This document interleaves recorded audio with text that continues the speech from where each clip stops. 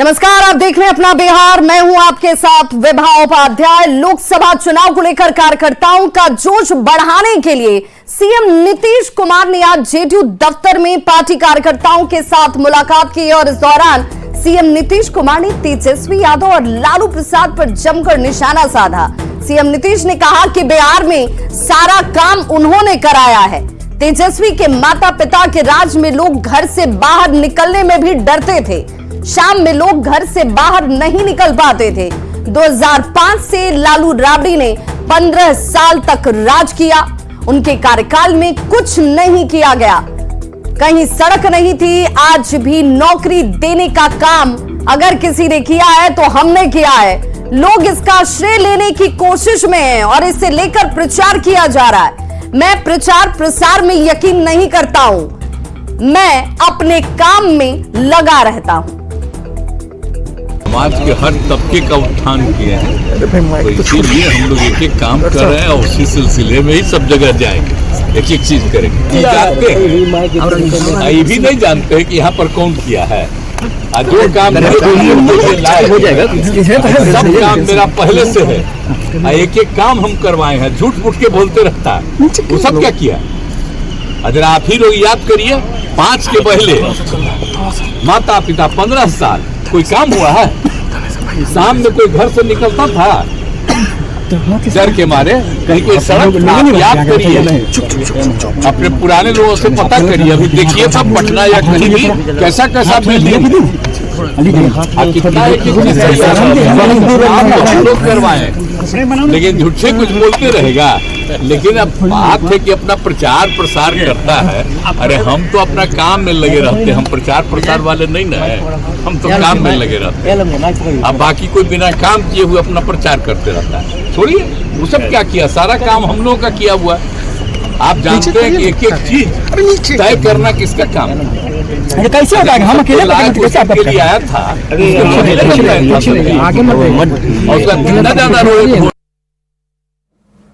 तो लोकसभा चुनाव में लालू प्रसाद की 2 बेटियां भी अब कूद पड़ी हैं, जिस पर नीतीश कुमार ने कहा कि इन सबका कोई मतलब ही नहीं है। ये लोग कभी कोई काम नहीं करते हैं, उन लोगों को जो मन में आए वो करते रहे। लालू यादव की चुनावी मैदान में है रोहिणी आचार्य और मीसा भारती। देख लीजिए, उस सबका कोई मतलब नहीं है। उसको जो मन में आवे जो करते रहे। कोई काम किया है? जब उतना दिन काम किया, किसी को काम किया? अब पहले कितना होता था झंझट, सबके शांति थी, लेकिन अपना खुद से कुछ करते रहता। तो हम लोग तो सब काम कर रहे हैं, तो इसलिए आप चिंता एकदम मत करिए। अभी तो कम उम्र है, नहीं जाती होगी, तो पहले कितना काम कर दिए। इसीलिए एक चीज किया हुआ है और हम लोगों का काम है जो अब तक काम करते रहे हैं। लोगों को मालूम है और लोगों के बीच में जा करके देखना, लोगों के बीच में बात रखना। बाकी जिसको जो मन में आवे करता रहे, झूठ बात बोलते रहे। हम तो आपसे आग्रह करेंगे कि सचमुच में हमारा जो पहले से किया हुआ है उसको याद रखिए। तो लालू प्रसाद की बड़ी बेटी और पाटलिपुत्र से आरजेडी की प्रत्याशी मीसा भारती ने कहा कि उनका पूरा परिवार अयोध्या में रामलला के दर्शन करने के लिए जाएगा। मीसा भारती ने कहा कि अयोध्या में राम मंदिर बना है, इसका मतलब ये नहीं कि ये मंदिर बीजेपी और पीएम मोदी का है। मीसा भारती ने कहा कि चुनाव के बाद हम लोग रामलला के दर्शन करने के लिए जाएंगे, तो कोई रोक देगा क्या? मीसा भारती ने बयान उन आरोपों के जवाब में दिया है जिसमें पीएम मोदी ने लालू परिवार पर सनातन विरोधी होने का आरोप लगाया था। अयोध्या में राम मंदिर बना है, मोदी जी और भाजपा का थोड़ी ना है। हम भी हिंदू हैं, हम भी सनातनी हैं, हम पूजा करते हैं। अभी हम लोग व्यस्त हैं, समय निकाल के हम लोग जाएंगे राम जी के दर्शन करने। कोई रोक देगा क्या? कौन सा कारखाना लगा दिया है? कौन सी ऐसी फैक्ट्री? मोदी जी आते हैं, भाषण देते हैं, सिर्फ परिवारवाद पे भाषण देते हैं, जंगल राज पे भाषण देते हैं। मुजफ्फरपुर में अभी कल की घटना में बता रही हूँ, एक महिला के साथ सामूहिक बलात्कार हुआ, कोई नहीं गया अभी तक। तो ये संवेदनहीन सरकारें हैं, इनसे कोई उम्मीद नहीं है जनता को, और हमारे पास मुद्दे की कोई कमी नहीं है। तो सारण लोकसभा क्षेत्र से राजनीति में एंट्री के बाद लालू प्रसाद की बेटी रोहिणी आचार्य जमकर चुनाव प्रचार में जुटी हुई और रोड शो में पसीना तक बहाया जा रहा है। रोहिणी ने आज भी सारण के गरखा विधानसभा क्षेत्र में रोड शो किया और लोगों से वोट देने की अपील करती नजर आई। रोहिणी आचार्य के रोड शो में समर्थकों का उत्साह देखते ही बन रहा था। रोहिणी आचार्य के रोड शो के दौरान समर्थकों ने जेसीबी पर चढ़कर फूल की बारिश की। इस मौके पर रोहिणी ने भी न्यूज 18 का माइक थामकर अपने चुनावी मुद्दों को जनता के सामने रखा और बीजेपी जेडीयू पर जमकर निशाना साधा। रोहिणी आचार्य से बात की संवाददाता अमित कुमार। आचार्य कैंपेन करने निकली हमारे साथ मौजूद हैं, देख सकते हैं लोगों का अभिनंदन स्वीकार कर रही है। रोहिणी जी क्या कहेंगी, जिस तरह प्यार बरसा रहे हैं, क्या कहेंगी? लोग प्यार बरसा रहे हैं, लोग बरसाएंगे। अब ये क्या लग रहा है आपको? हाँ, एक जो यहाँ के प्रतिनिधि है घूम रहे हैं, उनके साथ मात्र 10-15 लोग ही जा रहे हैं। यहाँ पे देखिए जनता सुबह से दोपहर हो मतलब रात हो जा रही है, इतने कराते मेरे लिए। हाँ, तो क्या ये प्यार ही तो है। अब प्यार, मैं यहाँ पे वोट लेने के लिए नहीं, मैं यहाँ पे सबका दिल जीतने आई हूँ, सबका आशीर्वाद लेने आई हूँ, सबका प्यार लेने आई हूँ, है ना।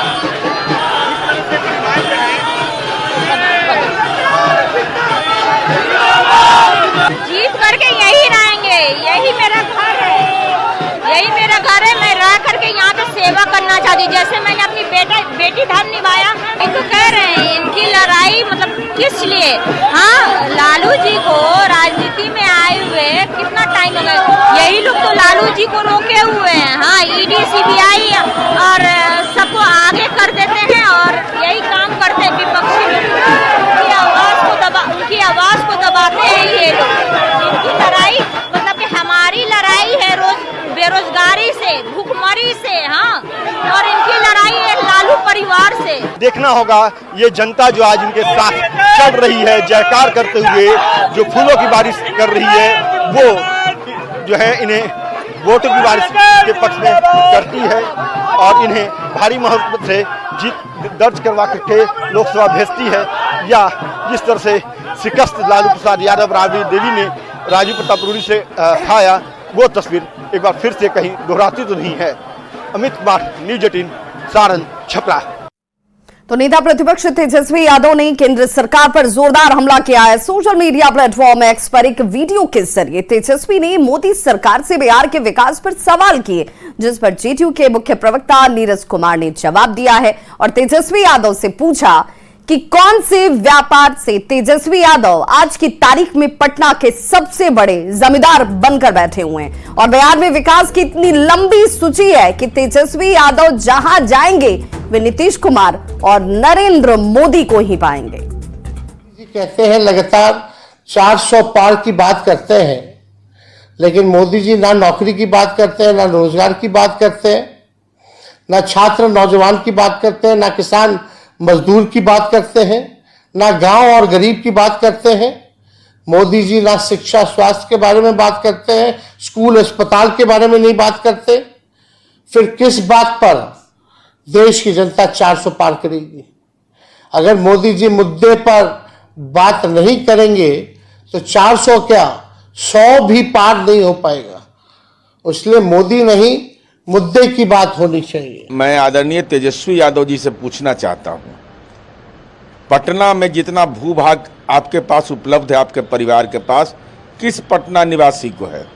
पटना के सबसे बड़े जमींदार आप हैं कि कहां से, कौन बिजनेस है आपका, कहां आपने संपत्ति बनाया था, कैसे संपत्ति बना, कहां फैक्ट्री चला था, हम आपसे जानना चाहते हैं।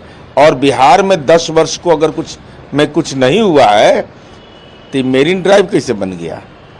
हर 40 किलोमीटर पर पुल गंगा पर कैसे बन रहा है? अरे विकास की तो इतनी लंबी फेहरिस्त है कि तेजस्वी यादव जहां जाइएगा वहां नीतीश कुमार जी और नरेंद्र मोदी को पाइएगा। तो राजनीति में कोई कितना भी काम कर ले, विपक्ष उनके काम को नकारता ही है तो साथ ही उनकी तारीफ करते हैं और नीतीश कुमार के काम को लेकर ऐसा ही कुछ है। बिहार में सत्ता के साथ ही तर्क के साथ नीतीश कुमार को सबसे सफल सीएम बता रहे हैं तो विरोधी दलों के नेता उनकी खामियां गिनाने में ही लगे हैं। कहावत है, प्रत्यक्ष को प्रमाण के, अर्थात जो सामने दिख रहा है उसके लिए प्रमाण की जरूरत नहीं होती।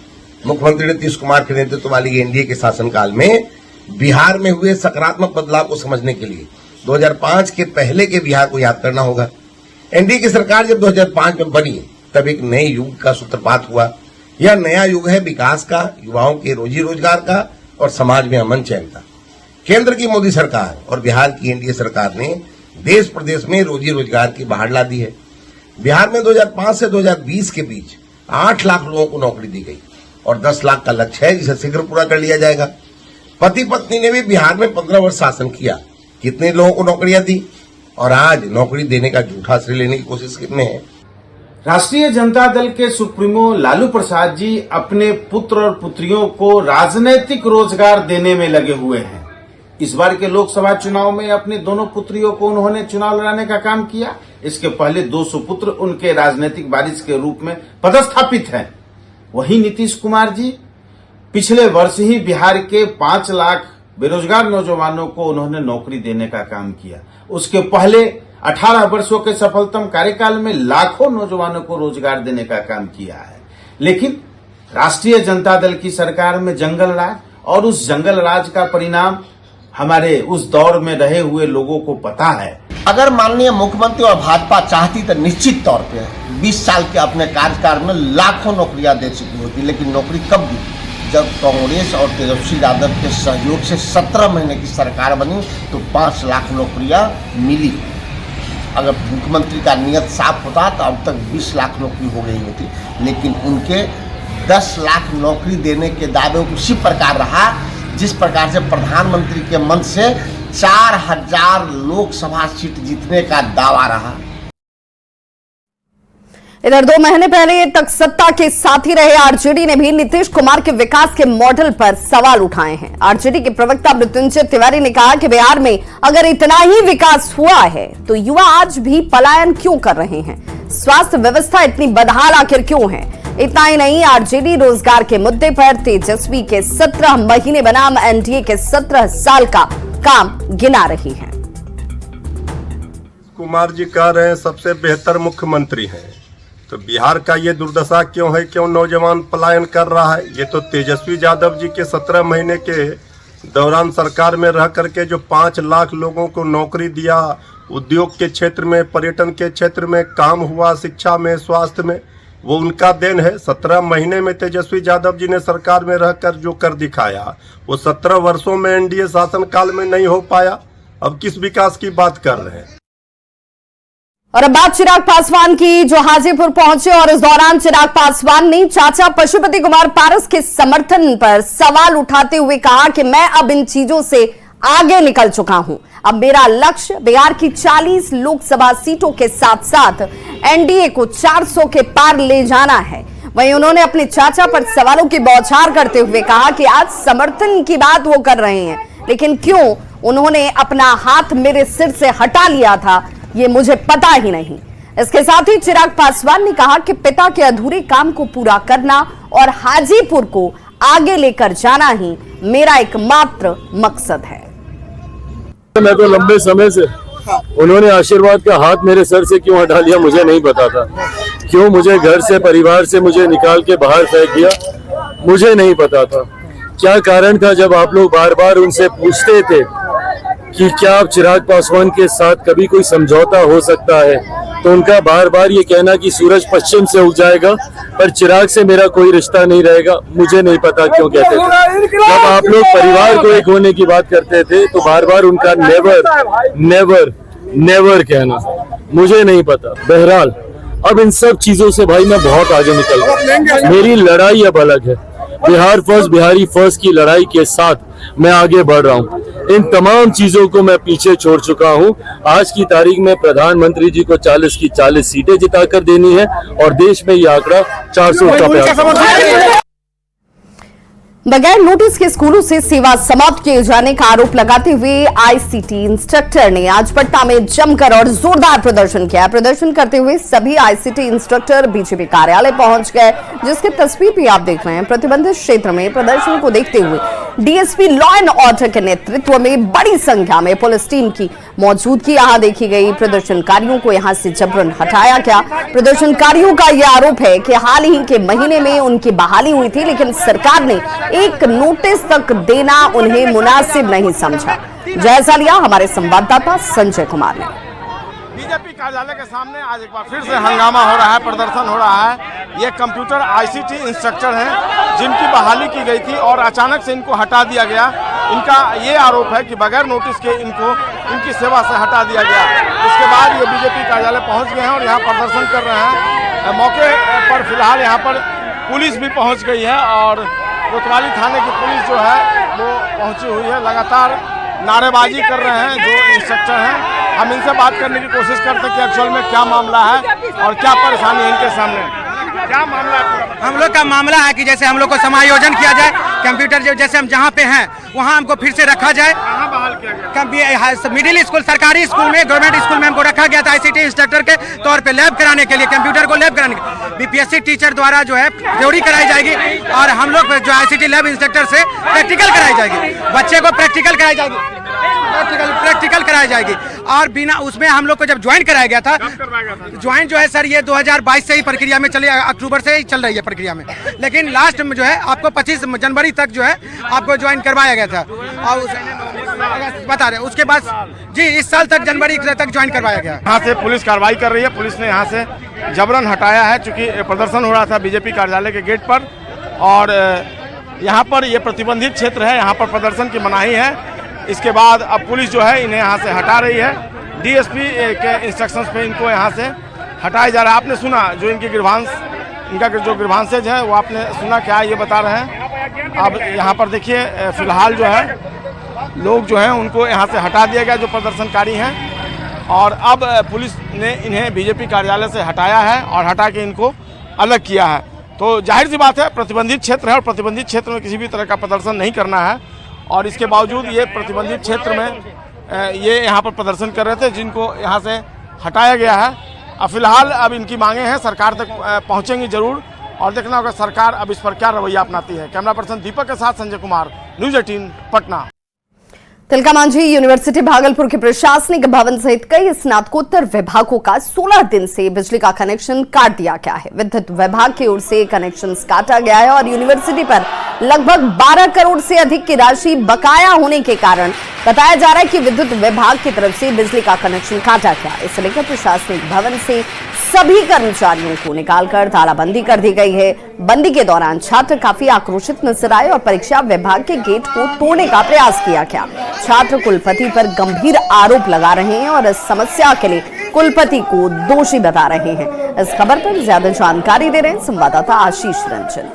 तिलका मांझी भागलपुर विश्वविद्यालय में पिछले 16 दिनों से बिजली का कनेक्शन काट दिया गया है और उसके बाद शनिवार से आप देख सकते हैं कि छात्र जो है अखिल भारतीय विद्यार्थी परिषद के द्वारा लगातार आंदोलन किया जा रहा है और आज से अनिश्चितकालीन तालाबंदी जो है विश्वविद्यालय में इन लोगों के द्वारा काट दी गई है। छात्र हैं आज आप लोगों ने क्या ऐलान किया है? ये ऐलान शनिवार को ही हो चुका था जब हम लोगों ने देखा कि 15 दिनों से विश्वविद्यालय में लाइट की व्यवस्था, बिजली की व्यवस्था पूर्ण रूप से ठप है। लेकिन जिस प्रकार से कुलपति कुंभकर्ण की निंदा में सोए हुए हैं उनको जगाने का कार्य विद्यार्थी परिषद का कार्यकर्ता करेगा।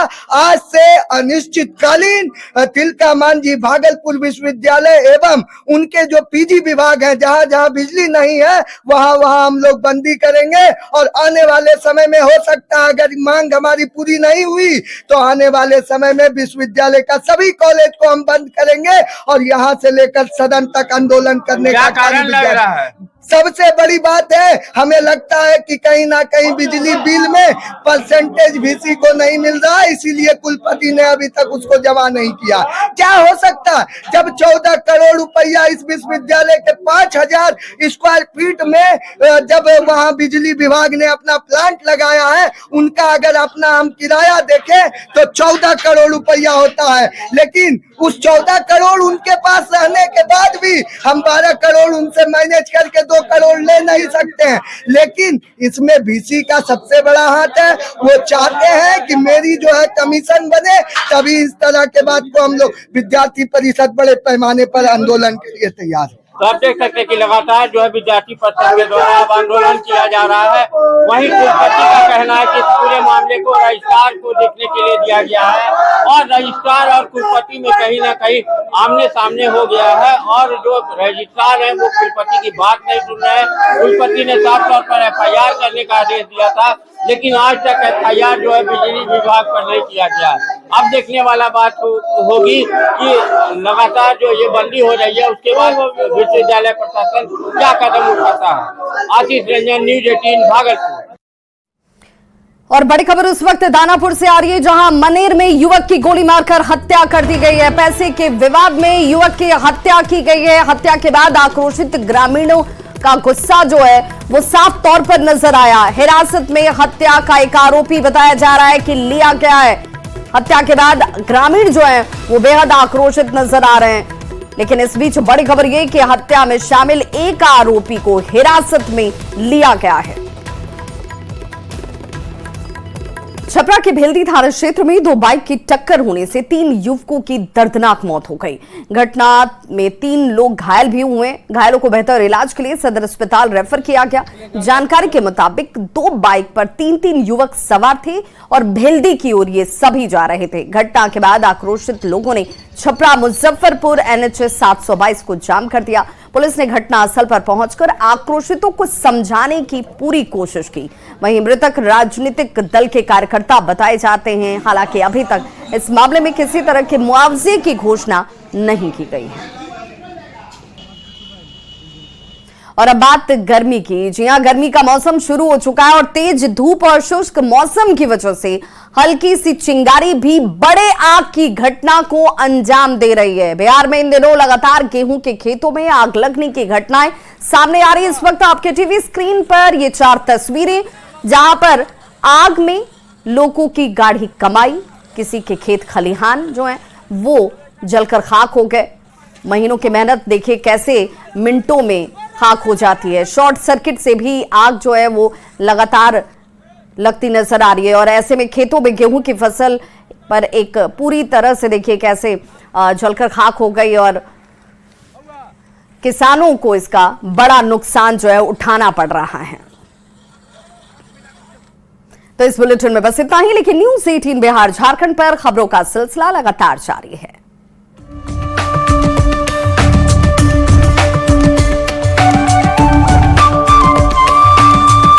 आप चाय पर चर्चा करते होंगे, कॉफी पर चर्चा करते होंगे, लेकिन आज हम चर्चा करेंगे लिट्टी पर।